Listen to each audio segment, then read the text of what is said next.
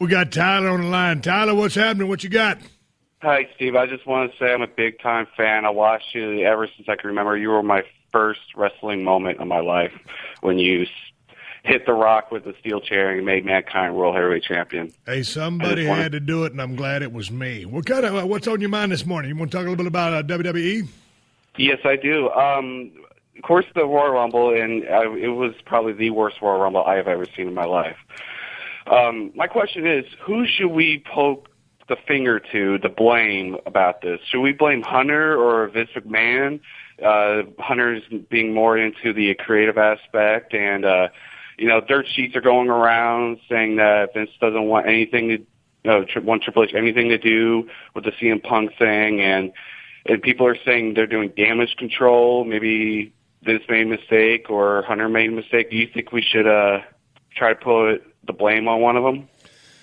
Man, if you're going to point a finger, I think you got to go to Vince McMahon first. He's the bottom line. He's still the guy that's in charge, and he's calling all the shots. And I think certainly Triple H has his thoughts, and I think on many occasions they're on the same page. On other occasions, maybe not so much.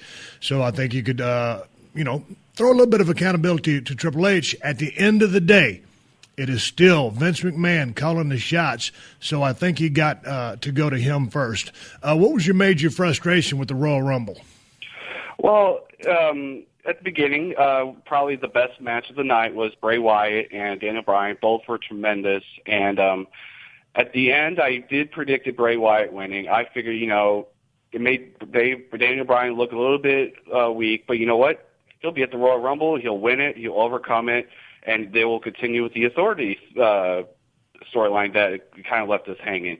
And then, at everyone's opinion, when number 30 hit, Rey Mysterio came out, it kind of went down here. I'm surprised it wasn't like an ECW kind of thing when everyone's throwing stuff. And now, when you say it went downhill, it's because your expectations were, even though Daniel Bryan had already wrestled in the first match, your expectations were he was also going to be in the Rumble. Correct? Correct. And then Rey Mysterio comes, and, Rey Mysterio has been, an outstanding guy in the squared circle for many, many years. And I thought it was a real bad booking decision on, in my head to put him in that 30 spot because ultimately the people there wanted that to be Daniel Bryan, and Rey Mysterio got the boos because it wasn't what they expected. And I thought that was a real bad spot to put Rey in. It would have been a real good spot to put a heel in. I felt really bad for Ray. And I felt bad not only for Ray, but we had the returning Sheamus, who looked phenomenal, but the crowd just booed him because he wasn't Daniel Bryan. Same with Big E Langston, and as soon as we saw CM Punk getting knocked out, I guess the internet wrestling community felt cheated, so they didn't want do you consider yourself a part of the internet wrestling community? Yes, I do. Now, are you looking to be more, are you just purely, booking oriented of here's what they should do, or are you're looking at what they're doing in the ring and just following storylines? Because, there's a line right there when you're thinking, okay, pure booking or just taking what you're seeing. So you're looking a little bit deeper, and y'all are looking more into booking so much more than the quote-unquote storylines are giving you, and why Daniel Bryan would be one of the guys perceived as being held back.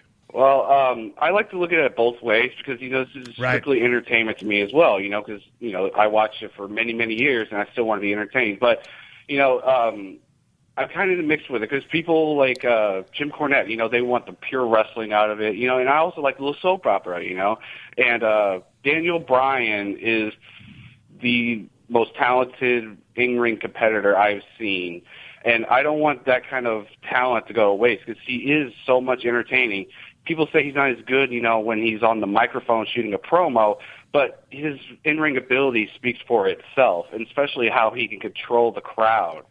A couple weeks ago at the Steel Cage with Bray Wyatt, he had the crowd at the palm of his hands. The slow yes chants was the best thing I've seen since the Attitude Era with you and The Rock and Mankind.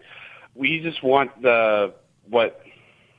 we don't want people like Great Khali taking the time when we have so many other underused talent like Zack Ryder and Dolph Ziggler Dolph Ziggler just shoot a promo on the WWE app just last Friday. And we just felt like the talent needs to be pushed forward a little bit more rather than the soap opera. The majority of the drama and the people who don't deserve to be there, like I wouldn't say deserve to be there, but Batista, for example, who just... So what were your thoughts on Batista coming in there? He comes in, his 4 years gone, he comes back, and, many people were happy to see him, but ultimately, people wanted Daniel Bryan to win that Royal Rumble, and then there for a brief moment, a lot of people wanted Roman Reigns to win that thing. And obviously, too early to give Roman Reigns that win. That's going to be a slow build, and that kid's got a great run ahead of him. So, but a little bit of disappointment, I think, just because of the fact Daniel Bryan once again wasn't there at the final part of that Royal Rumble. Batista, I enjoyed Batista 4 years ago when his heel turn. I enjoyed it, and I had no problem with Batista coming back. It's just that he returned on that Monday Night Raw. 6 days later, he wins the Royal Rumble. A little bit too soon for you. Yeah, it's like, well, you should at least give him a little bit of time. Didn't let him go into the world title hunt. But, 6 days, and especially he looked so gassed out, and he was only in the ring for 12 minutes, I believe. And he seemed pretty gassed out. He seemed pretty tired, out of shape. For a couple weeks of hype, you would think he would at least work out a little bit better, I suppose. I don't know. Well, once you get in that ring and you get in front of that crowd and you start going full bore, you can be doing any kind of little training that you do on the side, but being in front of that live crowd is a whole different element. And, maybe got a little bit of gassed out there, maybe got a little bit blown up out there. And then again, a couple of guys did. But that being said, I appreciate you calling in this morning. One last question. With this seemingly lack of a green light push for Daniel Bryan, how patient are fans like yourself for the WWE to push him? Because I think that if you have a good thing, and as hot as that kid is right now, you might as well heat that son of a bitch up as hot as you can get him, because he's gotten this hot with really not a lot of green light push, and seemingly with a lot of obstacles thrown in his way almost intentionally. And there's a window of opportunity for anybody that gets in this business. And I think if they don't move now or in the near future or pay this thing off fully at WrestleMania and give this kid the run, that window will start to close. Your thoughts on that? Well, I can somewhat speak to the internet wrestling community that we are pretty worn out right now with the Daniel Bryan. We felt like his thing's been going on since SummerSlam of last year, and we felt like he deserved it by the end of the year. And right now, I would say the internet wrestling community's patience is wearing fairly thin. I go to you're familiar with Reddit, right? Sure. Yeah, the Square Circle subreddit, they are pretty mad about how Daniel Bryan's been treated, and I'm not one of them, but they're even giving up the purchase of the network because of how they treat Daniel Bryan and CM Punk now. So what would you tell the powers that be at WWE right now in 15 seconds? Go for it. Give Daniel Bryan the title. This is what we've been wanting for SummerSlam. We wanted it, and you ruined it for WrestleMania main event, but just give it to us the best way possible. Well, that being said, there's still, several weeks coming to see what actually unfolds at WrestleMania. So it's all positioning. I think they put some stuff on the chessboard.